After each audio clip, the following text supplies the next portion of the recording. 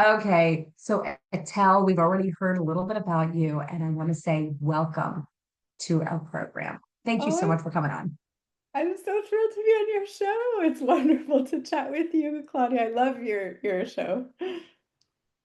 Thank you. All right, so Etelle Higonnet, I did pronounce it properly. Is that right? You did. It's a weird French name where, we drop the H at the beginning of words and we drop the T at the end of words. And so my name has an H at the beginning and the T at the end. It's diabolical, but you got it right. No, it's a beautiful name. It's beautiful. And I figured it was French with Etelle as well. Yeah. Okay, why don't you tell us a little bit about yourself in your own words? Yeah, well, so as you just deduced, I'm French. I'm a French American human rights and environmental lawyer and activist, and also a huge coffee fan. I walk around like a little discombobulated drunk hedgehog in the morning until my husband gives me my oat milk latte, and that's how I start the day. Otherwise, I just cannot operate any heavy machinery or anything else. But no, all jokes aside. I've like really dedicated most of my life to fighting for human rights and the environment. I worked at Human Rights Watch and Amnesty and two war crimes tribunals and Greenpeace and Mighty Earth, and now I've started Coffee Watch. It was a big new adventure, a new chapter. This is in yes, and what motivated you to start Coffee Watch? You worked at Mighty Earth, like you said, and Greenpeace and Amnesty International. So why Coffee Watch? What's your mission here? What are you trying to Yeah. help and expose? Well, back in the day when I was doing human rights work, I was just animated by this deep, passionate belief that we're all brothers and sisters walking on this planet, Mhm. and that the rights of one are the rights of all, and that if you do not defend human rights globally, you risk this sort of terrible injustice spreading like an ink stain, that impunity one place is an obstacle to accountability everywhere. So I always really believed in human rights.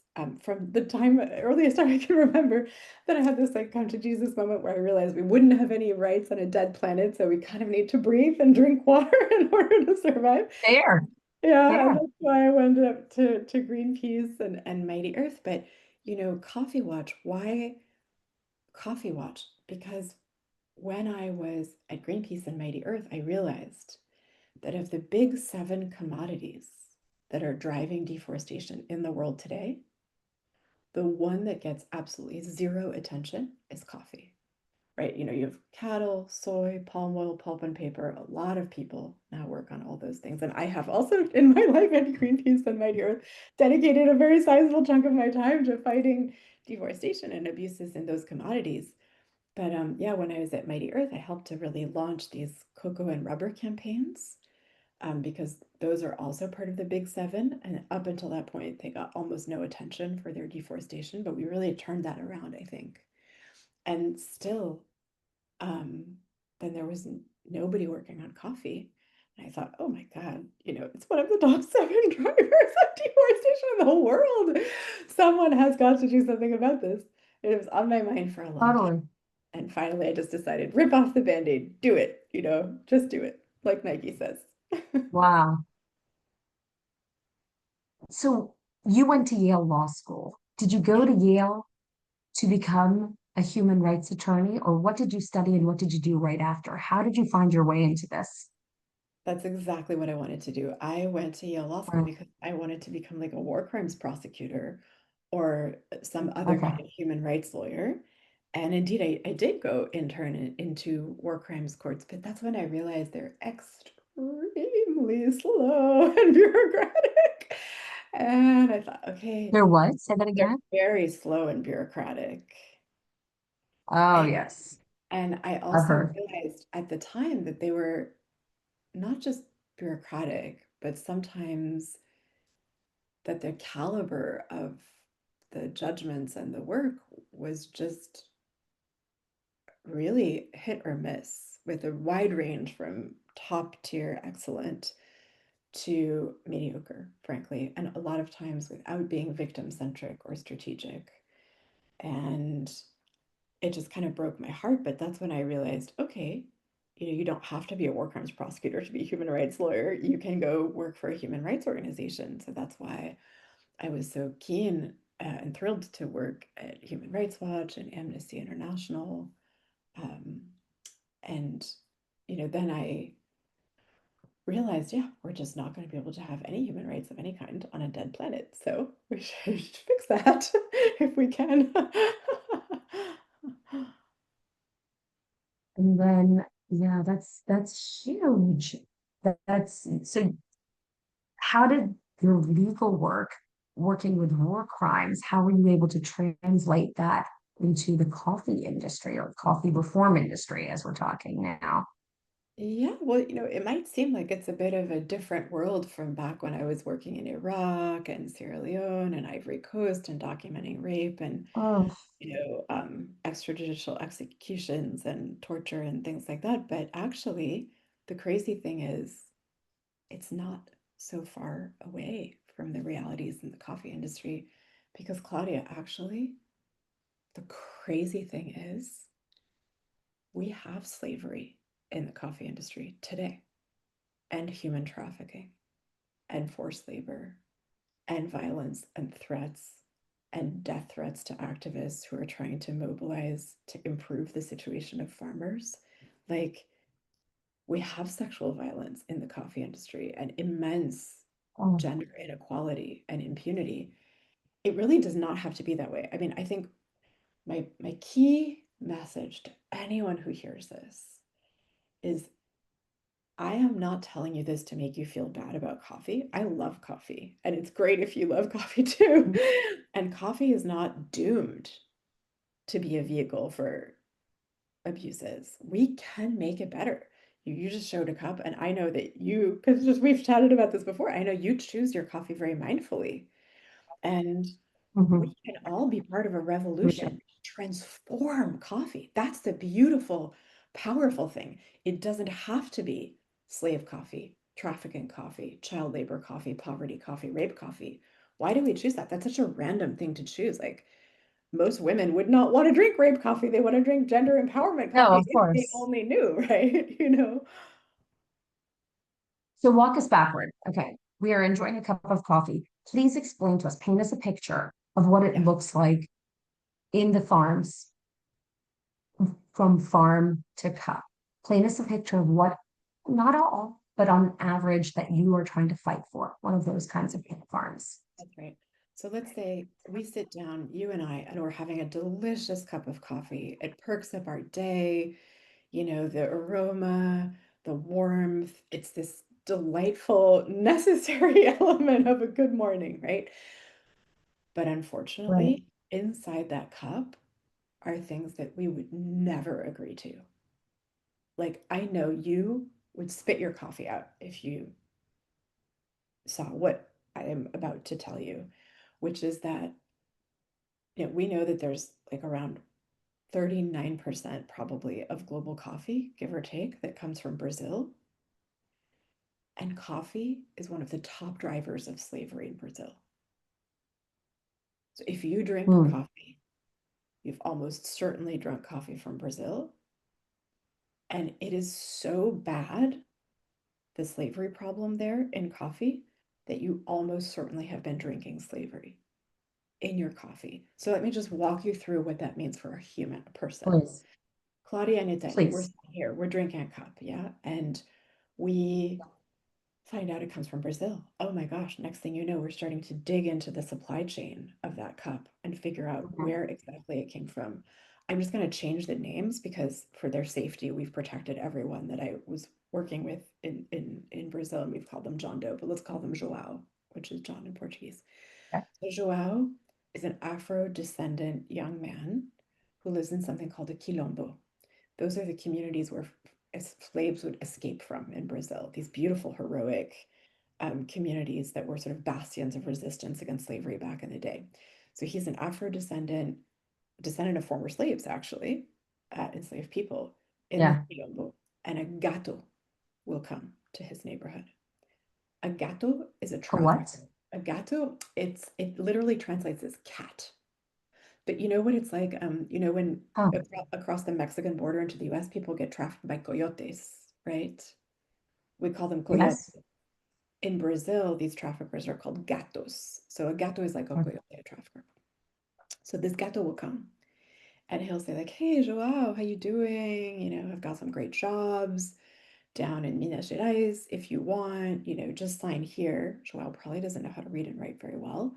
He's not in desperate poverty, but he's in a relatively underprivileged community. So he might just sign. He gets on a bus with a bunch of other guys. They go down to these gigantic plantations. Claudia, there's one plantation that's allegedly bigger that makes more coffee than all of Bolivia combined. Like, Holy, wow. holy Oh, moly, exactly. Holy yeah, guacamole. It's yeah, freaking exactly. huge. Okay, so these huge plantations, huge, where there's like nothing around except this gigantic Right. plantation in the middle of nowhere. So you get bussed in, probably in a Exactly. remote location. You can't leave. Exactly. Exactly. That's exactly right. So Joao is bussed in he's in this remote location in a giant plantation where there's nothing else around. Mm. And the minute the gato drops him off, he's like, "You owe me money." Joao's like, "What? Excuse me? I owe you what?" And he, quote, owes money for being brought there. So all of a sudden he's in debt bondage, like from day one. Next thing you know, he God. doesn't have any equipment. He has to pay for the equipment himself down there. And there's no place to buy except a store that's probably also connected to the plantation owner and the gato who Probably are connected, of working it. course. But then it's an exorbitant price because you have no choice and no options. So the next thing you know, Joao is in debt. He can't leave. They take his papers, even. They won't let him go. He literally is like hostage, eh? If he tries to go or tries to complain, they threaten him. They do actually physically abuse workers, and they do it in ways Mm. that are very violent and public in order to scare all the others into submission. And Joao will be working, like, I am not kidding, no joke, 12-hour days every day. No break, no Saturday, no Sunday, no weekend, no sick days, nothing until the end of the harvest. And the harvest can last 3 months longer. And you can wind up with nothing. You can even wind up in debt. Because you owe, wait, what? How? You can wind up in debt I because I assume you debts will be paid in a day or two. No, no, no, the no. debt the The debts will gato will increase the amount of money that you owe him because you're accruing interest on the debt. convert. And Oh, you that keep is barbaric. having to pay more for the store that's of course connected to the plantations. Mm. So you wind up in modern slavery, in conditions akin to slavery. And actually the Brazilian government has these things called fiscalização, these like special police that go free people from slavery.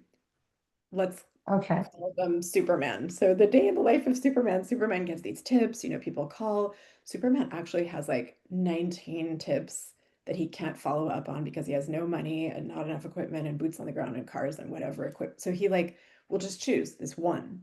He'll go to the farm, he'll find Joao, he'll realize Joao is being kept with rats and cockroaches and no running water and no toilet and in debt bondage and being abused and Joelle might even be underage. He might even be a minor because we have found child labor in these conditions Sure. too. And Sure. Superman will free Joelle and all the other slaves, and he'll write down the name of, let's call him the Joker, the plantation owner that will go onto like a blacklist. But the problem Right. is there's not enough of these Supermen. There's so few Ah, of them. They're so under-resourced that only like 0.01% of farms have been investigated.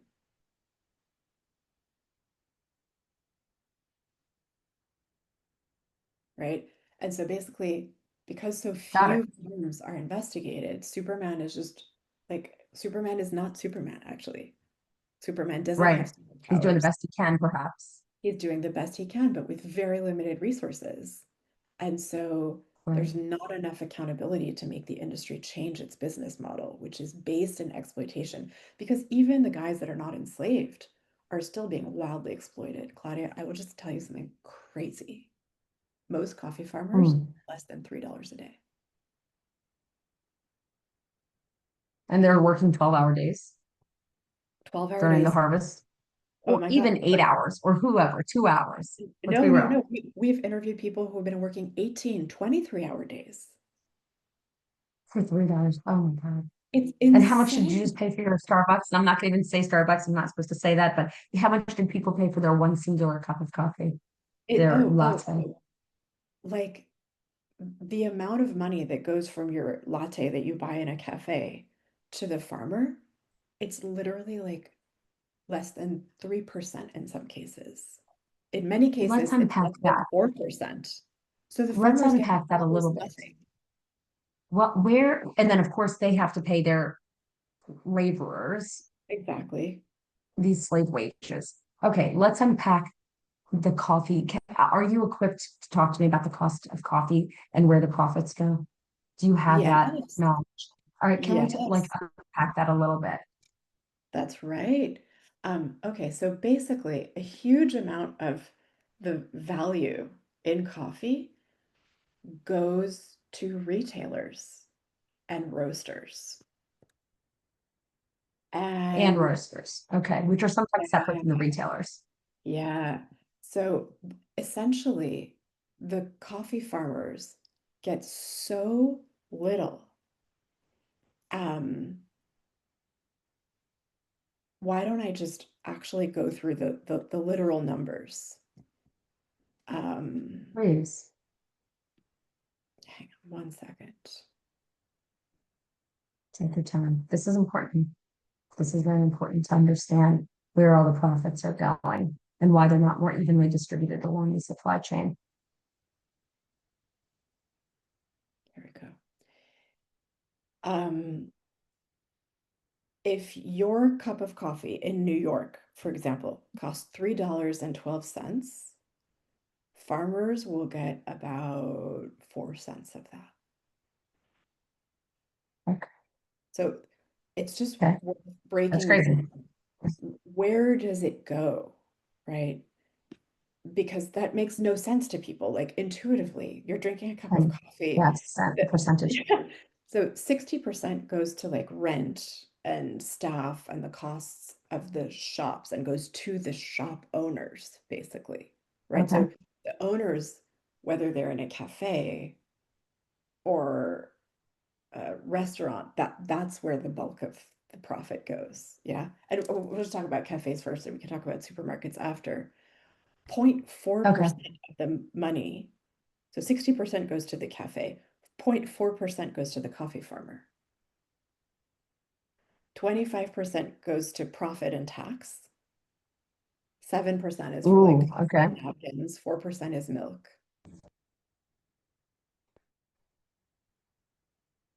It's insane. It's that just can't be right. Yeah. And when you look at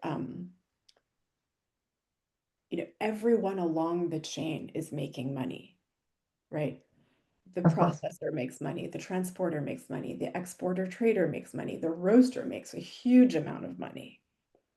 If it's a supermarket, they also make a lot of money. The coffee shop makes money, or the restaurant, or the fast food chain. Sure. The people who make no money are the coffee farmers, which is wrong. And it doesn't have to be that way. Of Actually, course. there are Of some course. companies that do it differently, right? They're like, I think it's good to focus on the bad news, but also to think about what does good look like. We know that there are Mhm. companies like Cafe Direct in the UK. Like literally their entire business model is built on delivering a living income to the farmers. That's their entire goal as a company. Or in Denmark, they Good. have this company called Slow Forest Coffee that pays, to my understanding, something very close to a living income price for the farmers and a living wage for farm And workers. what is So a livable income? Have we decided what that number could be? And I know it depends on each of the countries, of course. yeah, yeah, we have decided what it could be. It really varies from place to place. There are 7 countries where experts have figured out what the living income price would be. So they basically calculate what does a Okay. farmer's family need to live on. And then, like an average farmer, Claudia and Etelle are married. We have 2 kids. We run an average size farm. We're an average productivity. We're not like, I don't have cancer, we don't have 9 kids, we're not an outlier, right? We're a normal, average Right. coffee farming family. Claudia Etelle live in Nicaragua. For us to have a living income reference price, it means that someone had to calculate what are your and my and our kids' food costs, medical costs, clothing, basic Sure. necessities of life, not dignity, not wealth, but just basic necessities of life. It works out to like, you know, with these 7 countries where we could be living: Nicaragua, Peru, Ethiopia, Colombia, Indonesia, Honduras, Uganda, anywhere from $2.92 in Uganda to like $4.86 in Nicaragua. And Per day uh, for the family. for the family, that's the living income reference price. And actually, Totally okay. those 7 countries, that's like this price per weight, right? Those 7 countries, that makes up a lot of global coffee, but you'd be shocked.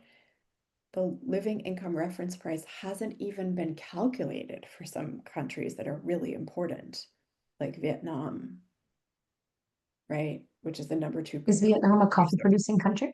It's the number 2 coffee producing country in the world. It makes around 80, I 18 did million not know that. people. It's, nobody knows, but it's number 2. It's huge. So So we have Brazil is got to, number one, Brazil's number 1, then Vietnam is Vietnam, number two. then Colombia, then Can you Indonesia. list? Okay. Okay. Colombia and Indonesia. Okay.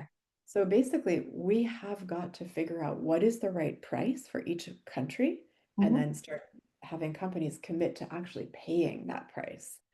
And that living income reference price, that's for farmers, right? Because they get paid by the weight that they give when they bring their coffee in to the like warehouse. That's not a daily weight. That's a weight per pound that they need to Yeah, live on. Is that what I'm that's right. understanding? Got it. That's right. So But we also have, $3. but we also have to pay a Uh, living wage to the farm workers. Let's say that, Claudia and Etel are married, we're living in Nicaragua, we have a normal size farm, 2 kids, a normal life. We cannot usually harvest all of our coffee by ourselves. At peak season, we get workers, we get farm workers. That's why the best estimates are that there's 25 million farmers, but 100 million farm workers in coffee. wow. It's a Wow. lot of souls roaming the earth that are farm workers for coffee. They also have lives and kids and needs. And no certification, no company, no major coffee company guarantees a living wage for these farm workers. That's 100 million people who are not getting a living Hmm. wage. Almost all of them are way under the living wage, actually. Like, like way, way under, like at the They're line. pro- they're probably undocumented. That's why it's probably Many are, difficult oh to my, yes. document all of this. Oh my God, Claudia, so spot on. Thank you. When we did this investigation in the coffee growing region of China called Yunnan, it's like where 95% of Mhm. Chinese coffee comes from, we found this Mhm. phenomenon of ghost farms and coffee laundering, Mhm. where there were like certified Mhm. farms, but then these ghost farms would sell their coffee into the system that was the official system. And they would launder their coffee in, but they were like ghost farms with ghost employees. And then when we went for an investigation in Colombia, same. The teams on the ground found that most people are like not properly registered. They don't really exist. They're ghost employees, which means, by the way, they're never going to get a pension or social security. They're cut off from the system. So not only are they not getting a living wage, but they're also cut off from Mhm. all the benefits that they should be getting if they were normal employees. They've got no health insurance, no maternity leave, no pension. That's just like nothing. So just back to like you and me, we're married, we're living in a coffee growing country, take your pick, let's say Indonesia, and we have to hire Mhm. someone for the season. We should be paying that person $335 a month. And it goes up or down. Like in Honduras, it's a little less. It's $324 a month. In Guatemala, it's a little more, $492 a month. Bottom line is, it changes what is a living income per country, right? Living income in Belize is more expensive than in Cameroon, but We know exactly what that living wage is for every single coffee producing country. Coffee Watch has mapped it, we've organized it, we've put it in a nice handy dandy list for companies. That is what companies should be guaranteeing their farm workers. Lavazza, Illy, Starbucks, McDonald's, Nestle, all those companies. I want them to see that that it is not okay for the farm workers in their system to be in extreme poverty or even just regular poverty. We need a living income for their farm workers. This is like exactly what it sounds. It's living income to live on. How, how receptive have the companies been to Coffee Watch? Not, The large ones you just mentioned. Yeah, not, not receptive. that's why you're on the show. Not receptive. But Claudia, look, everyone can change, eh? So we have to have Of hope. course. I'm I guess maybe it's not a cup half full. I'm a mug half full person. Um, I believe that the coffee industry is going to wake up and smell the justice, and it is going to start paying people a living income. I really do. I just think it will take more than what I've been able to do so far at Coffee Watch. It will take a big awareness bump among consumers, but we can get there. We totally can. Now, Coffee Watch has called for the US Customs to stop imports of Brazilian coffee to child enforced labor, including with Dunkin' Donuts, Starbucks, Nestle. What evidence do you have that supports some of these claims? Oh my God, Claudia, we got so much evidence. We went and people these investigators found like 50 guys that had been enslaved and freed, ended up interviewing all of them. A small number of them were willing to become John Does in a case against Starbucks Mhm, for human mhm, trafficking. But we got testimonies from all of these people. And then also we got the government reports from the Brazilian authorities, those Superman guys that I was telling you about earlier. mhm.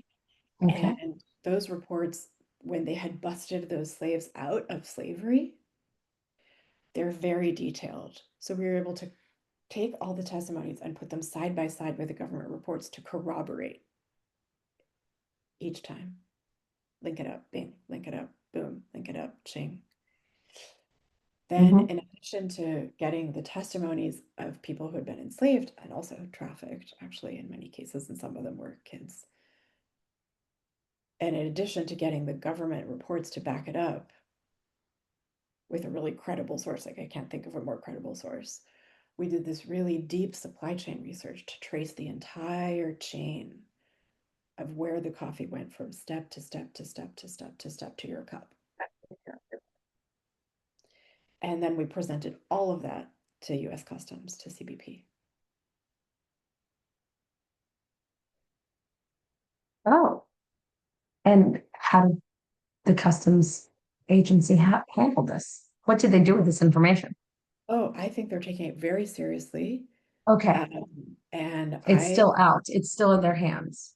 so basically, you can make a complaint, but then the government Sure, has to go back and check every single thing that you have done. They cannot just sure. take it on your say so.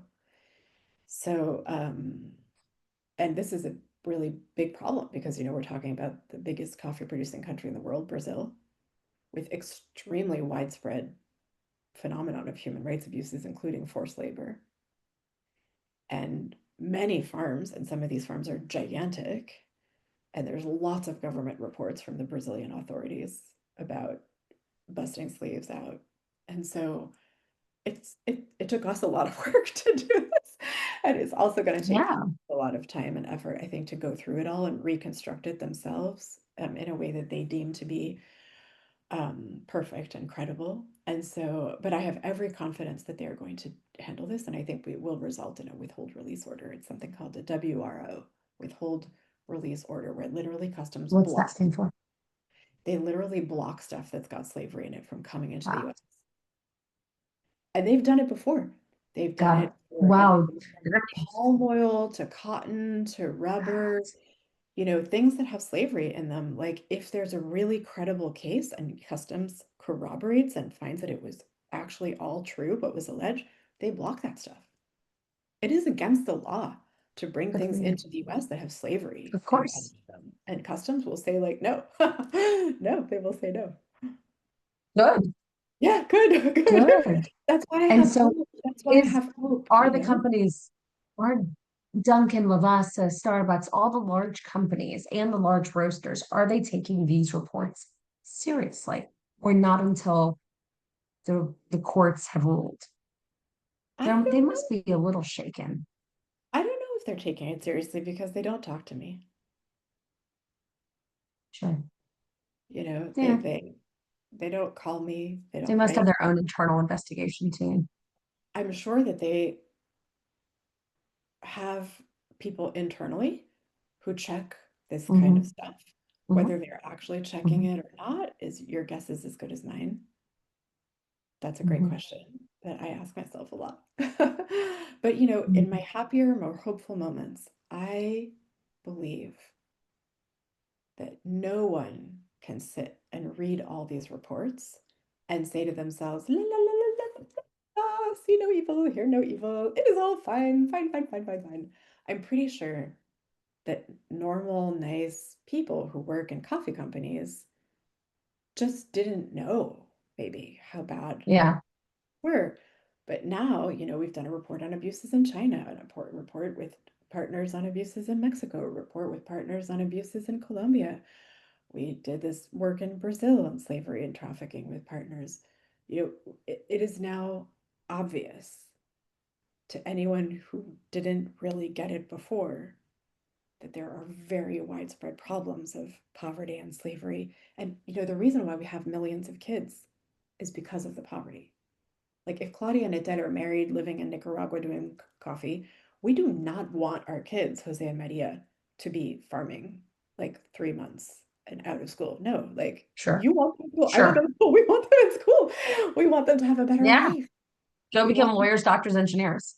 yeah, or to become coffee farmers at a much bigger, better scale, selling like specialty coffee that's really high end and Sure. that, is like famous and wins the cup of excellence and where you get more money and you're famous basically, right? Like the Emmys or the Oscars of coffee. Like I think we want our kids in school. Overwhelmingly, studies show that when people in coffee, when they're less poor, their kids go to school more. So this is an indicator that when Mm, prices are terrible and poverty deepens in coffee, there's less kids in school in those regions, right? So we got it. in testimonies too, just anecdotal evidence, like people don't want their kids to be working like this. It's backbreaking, Yes. awful work in many cases. They just do it because the choice is like work or starve. So I think, Right. you know, the child labor and the poverty are connected, and this is fixable. We can fix this. The companies, there are some things that are harder for them to do, like agroforestry, but living income, you could just flip a switch. They could decide tomorrow we're all going to pay living income or more. And Right. since there's so many other costs embedded in coffee, like the transport and the roasting, Mhm. da, da, da, this wouldn't determine the final price of what the customer sees. Like at the end, it would just mean maybe 2 cents more per cup or a couple cents more per bag. But companies could all decide this tomorrow. And then we Mm. would not only have fixed poverty in coffee, we would have fixed a lot of the child labor in coffee.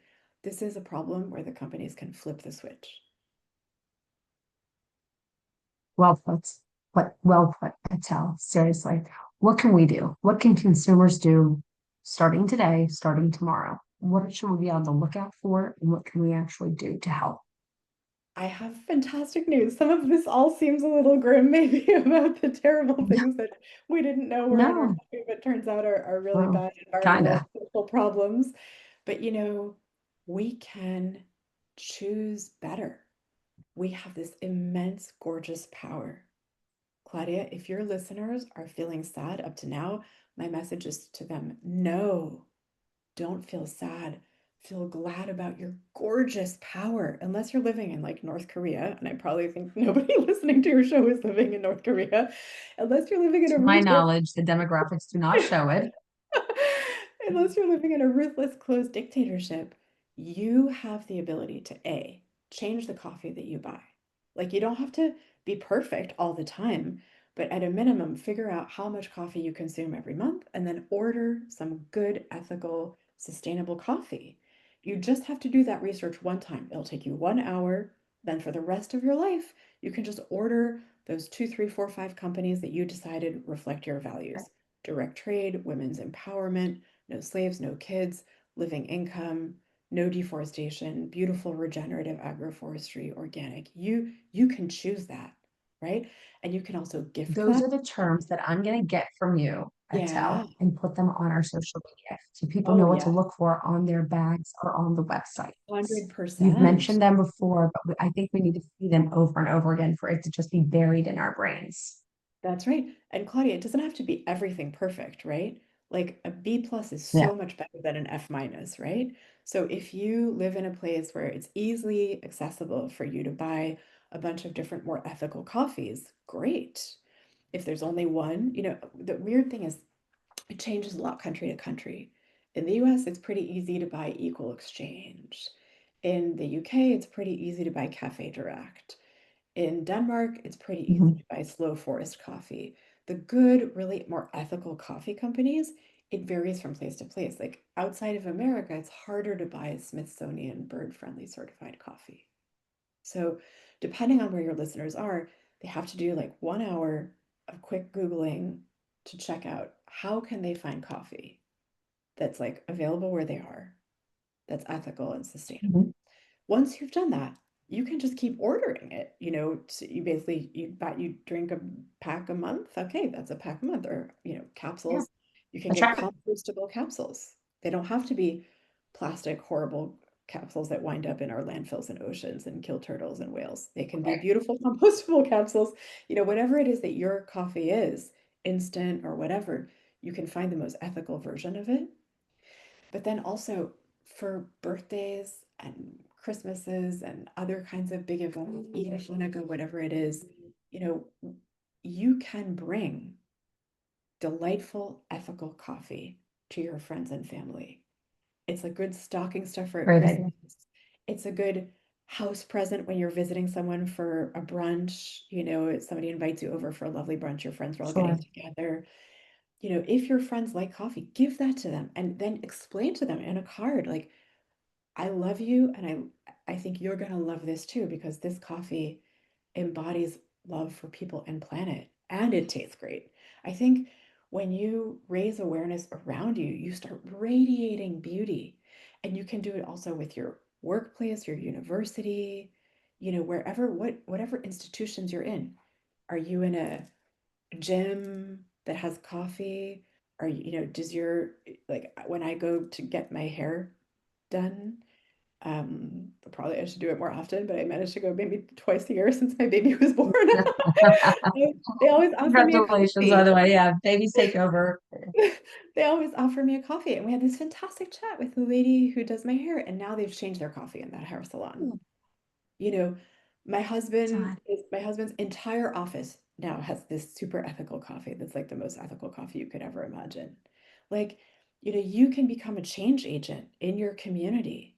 And I think even if you don't want to change your coffee, you can still be a change agent because all you have to do is go on social media, you take a picture of yourself with your coffee, and you write to the company and you say, "Hey, I'm a loyal customer. I drink your stuff. Like, why aren't you paying a living income?" Companies absolutely respond to that. Like 100%, your voice matters to them. And, here's an example. I was with my baby. We had to fly to visit family. It was this big family thing. My nephew graduated from law school. I was so proud of him. And I was so tired by the time we made it to the airport. I was like, I'm going to kill myself if I can't find a cup of coffee. And there was no organic coffee. There was no fair trade. There was nothing. There was no living income coffee. I just got the coffee. It's fine. But you know what? I had a chat with the barista about it just for 10 seconds. I asked, like, do you have any organic or ethical coffee? And she was like, no. I was like, oh, well, that's a shame. Maybe you just tell your manager some of the clients would care and probably like it if you offered that, but I'll have whatever your dark roast is. Every little thing you do to talk to a barista or a manager or a maitre d' or a Sure. waiter, it makes such a difference. Your voice is beautiful and powerful, and you can Mhm. use it even with your elected representatives. All you have to do is call once or write once to your elected representative. That's probably the equivalent of drinking ethical coffee for 2 years. Like if I was gonna wait, that's also amazingly awesome if you do that. And your elected officials, they work for you. Like they tabulate every Yes. single thing that, well, they should work for you. They should. Yes. Yes. Yes. But certainly they definitely tabulate how many people write messages about what. Like 100% they do that. That's absolutely true.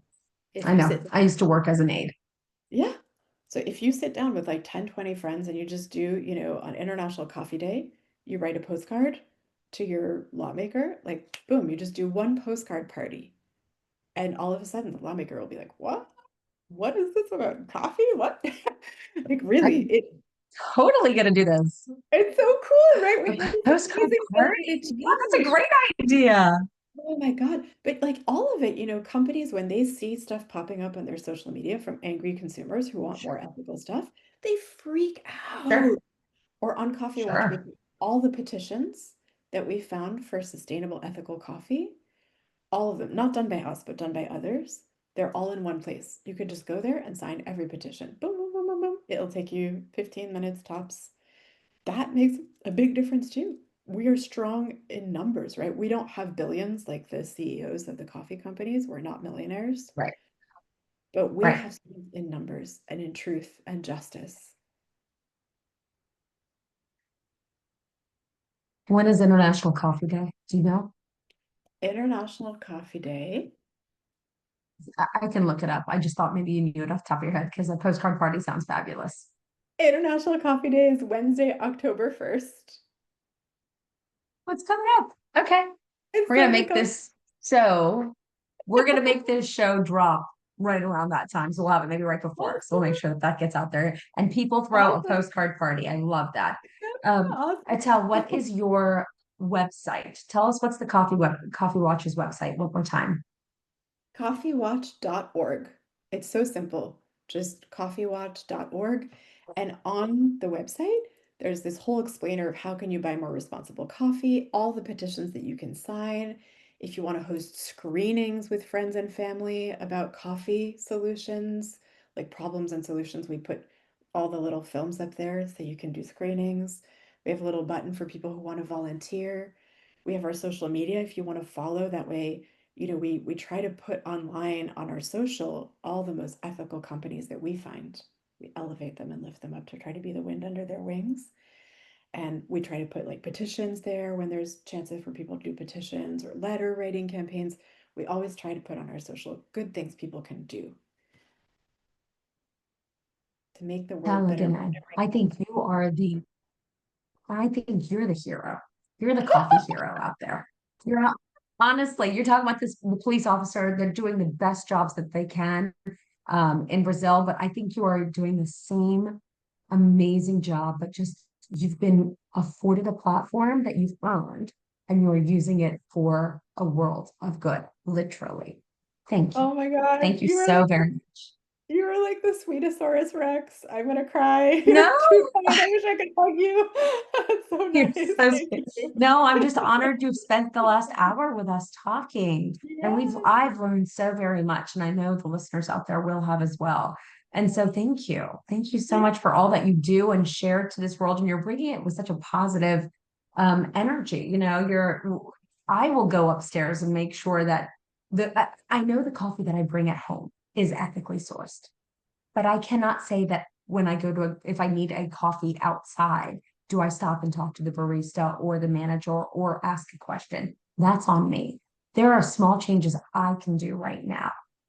So thank you for that. And yeah, social media is a great platform for that as well. We should all use it for the best, not just pictures of our delicious dinners, right? Pictures of our delicious coffee. I take pictures. I know Yeah. it's cheesy, but I do take pictures of my beautiful Of coffee. course. Because I think things can be beautiful from the inside out. You are a Yes. gorgeous woman and you also have a beautiful heart that radiates this positive energy. And I think, you know, true beauty is from within, Totally. but we can make the world a better place with every cup. And it doesn't have to be a suffering, and, a hassle, it can be something really joyful, actually. Joyful because A, coffee is just awesome. It's so nice to drink coffee in the morning. It's true. And B, because I think there is this amazing joy in banding together in a sisterhood and brotherhood of care and love to, make the world a better place with every cup and with all the little things we do. I love it. Thank you again, Etelle. Etelle Higonnet from coffeewatch.org.